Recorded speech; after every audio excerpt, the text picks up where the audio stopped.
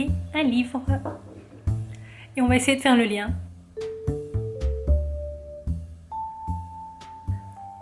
Le roman Ali et Ramazan de Perihan Maden débute donc avec une citation de Raoul Vaneigem. Et cette citation, Perihan Maden l'avait vue dans une rue d'Amsterdam pendant sa résidence d'écriture il y a quelques années.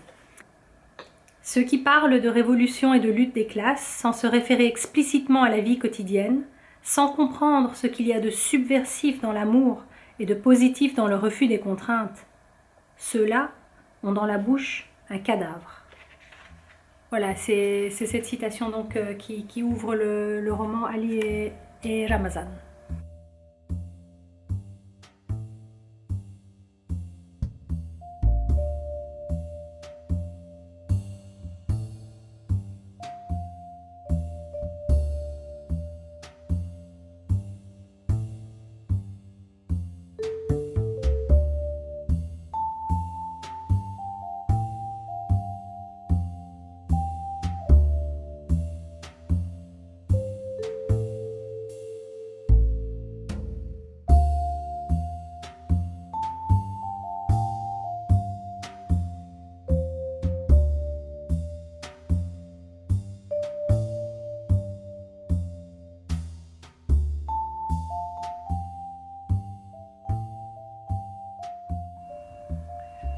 Une autre résidence en lien cette fois-ci plus direct avec notre objet. Perihan Maden était en résidence à Bruxelles, à Passaporta, il y a quelques années. Et elle a également participé au Festival international Passaporta cette année-là. Et j'ai eu la chance donc avec elle de pouvoir me balader dans Bruxelles. J'ai pu lui montrer un peu le Bruxelles que j'aime, le Bruxelles de mon enfance.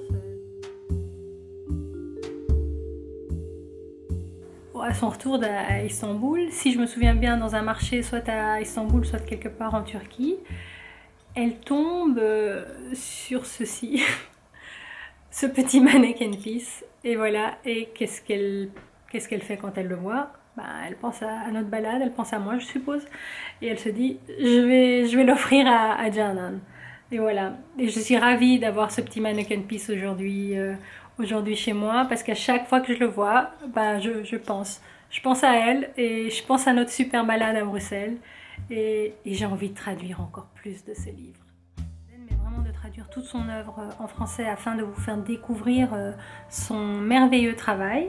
Alors vous avez de la chance parce que ce livre, Haberci Çocuk Cinayet, les meurtres d'enfants messagers, est déjà traduit en français. Il a été traduit en 2003 aux éditions Actes Sud. Et il y a plein d'autres romans. Moi, voilà, il y a notamment, je vous montre, hein, ça c'est les nouvelles couvertures qui sont sorties en Turquie parce qu'elle est constamment rééditée. C'est quand même quelqu'un qui est beaucoup lu en Turquie. Donc voilà, ça c'est je ne sais quelle énième édition de ces romans. Ça c'est la toute nouvelle couverture d'Ali Le Ramazan en turc. Et on a aussi ça c'était la toute première édition qui était sortie. Et là vous voyez dans la première couverture, c'est le vrai Ramazan, avec la brûlure de cigarette sur son épaule. C'est quelque chose qui lui arrive dans le livre.